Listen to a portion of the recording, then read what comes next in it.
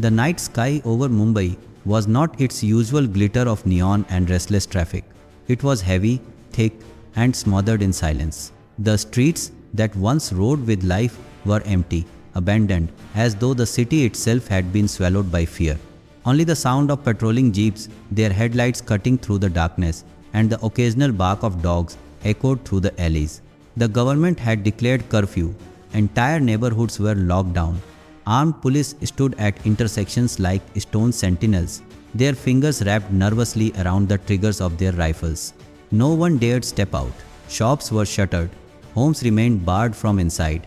Behind closed windows, children whispered questions to their parents, questions that had no answers.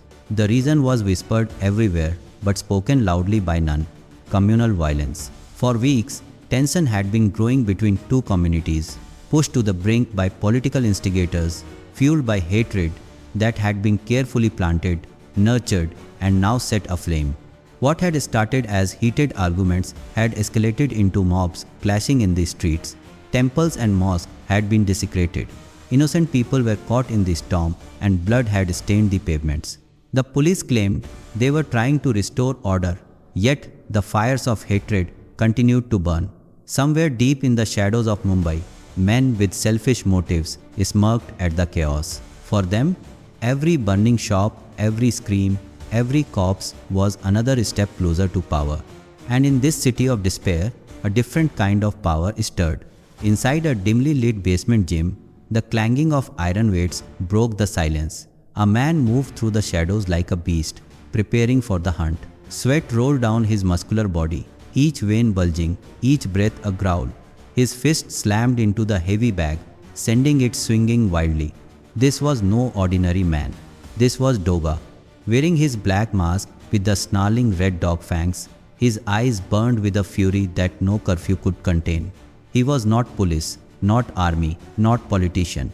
He was vengeance in flesh and bone. The underworld knew his name like a curse, whispered in fear. The man who could smell lies, who could rip apart gangs with his bare hands, who spoke to dogs and commanded them like an army. And tonight, while the city cowered indoors, Doga prepared to step into the storm. Earlier that day, the violence had reached its peak. A mob had gathered near a marketplace. Stones were hurled. Shops belonging to one community were set ablaze. From the other side, retaliation came swift and merciless. The air was filled with smoke, gunpowder, and screams.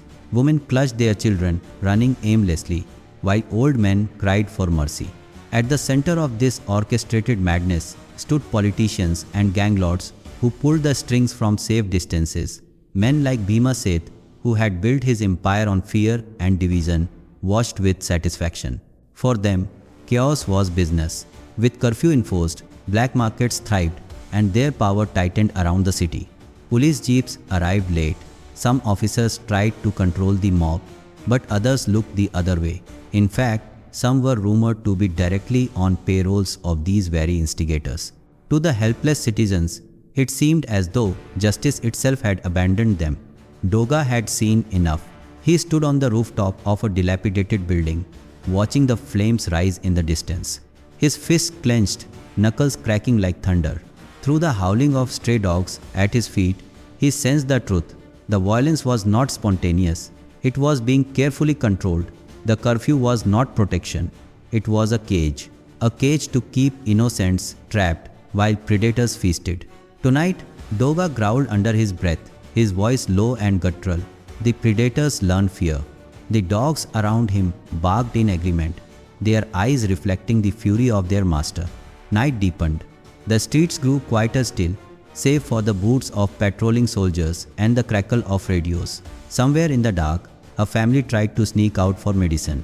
A policeman's stick cracked against the father's back. The children cried, but no mercy came. Then a shadow dropped from the rooftop. The policeman raised his lathi again, but a gloved hand caught it mid-swing. With a single motion, Doga yanked it away, snapped it in two, and tossed the pieces aside. His voice rumbled like a storm. "You prey on the helpless? Try preying on me." The officer stumbled back, fear spreading across his face. Doga didn't kill him. Instead, he growled, letting the man feel the weight of his presence. Then he turned to the family. nodding for them to hurry back to safety. They ran, whispering prayers, tears streaming down their faces. Word of Doga's presence spread quickly, through alleys, through whispers, through the bark of dogs. Somewhere, men loading crates of illegal weapons into vans paused when they heard it. Doga is out. Panic set in.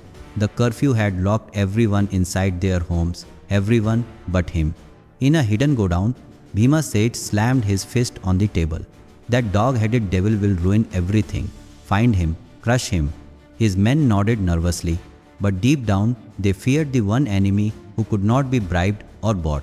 Doga hunted them like a predator hunts wounded prey.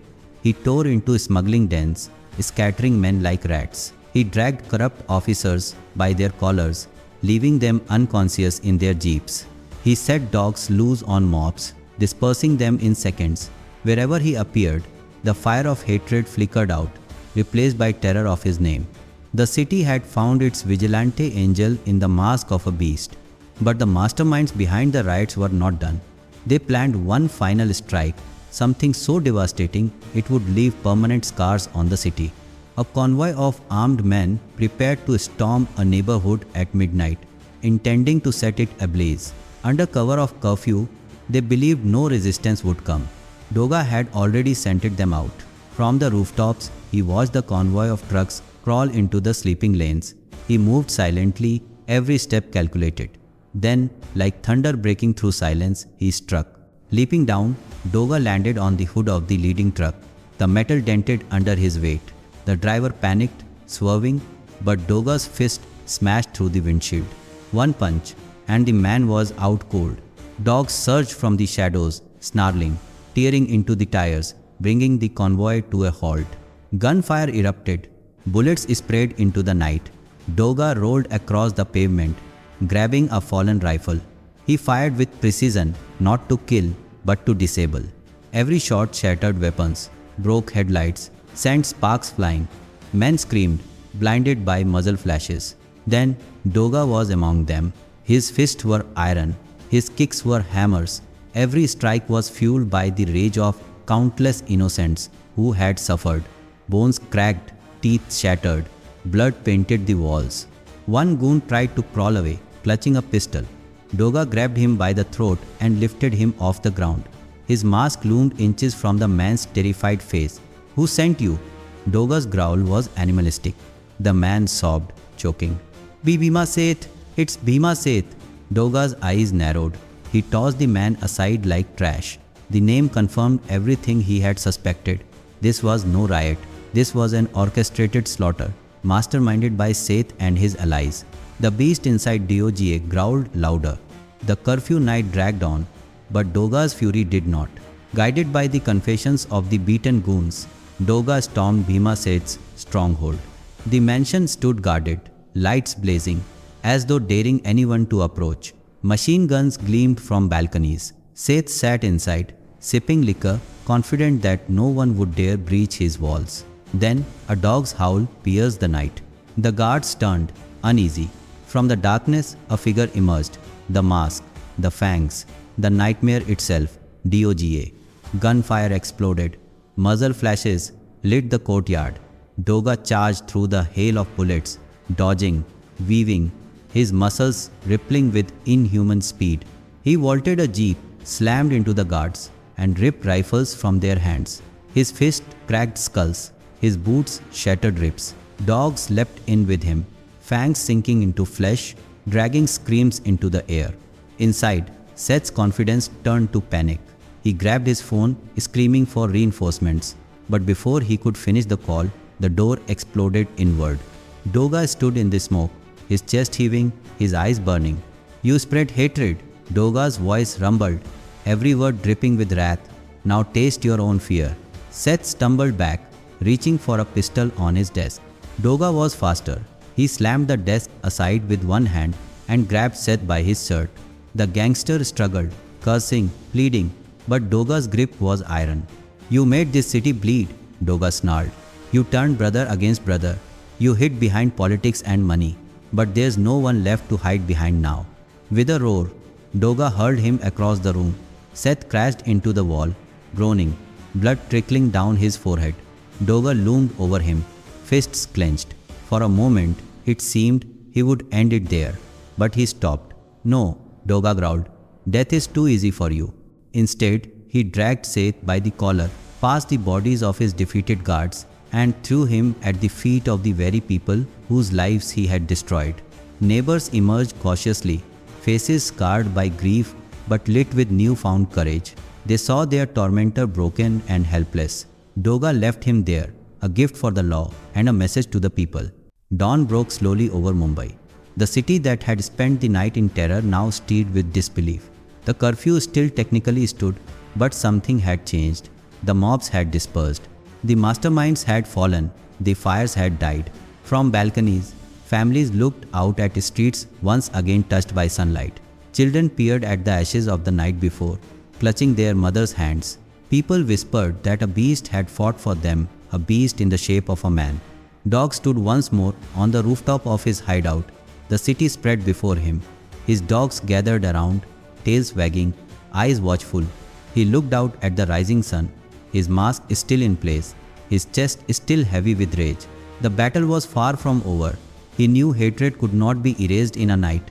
The city would bleed again, because men like Bhima Seth would always rise from the shadows. But as long as they did, so would he. His voice was low, a growl carried by the wind. "This city is mine, and I will never let it fall." A chorus of howls rose with his words, echoing across the rooftops, piercing the morning air. The people heard it and felt a strange comfort. The beast was out there, watching, protecting, waiting. And thus, in the city where law had failed, in the night where innocence had cried, Doga had become the law. The curfew had ended, but the legend had just begun. If you like the story, then subscribe, share, and press the bell icon of the channel for more interesting stories.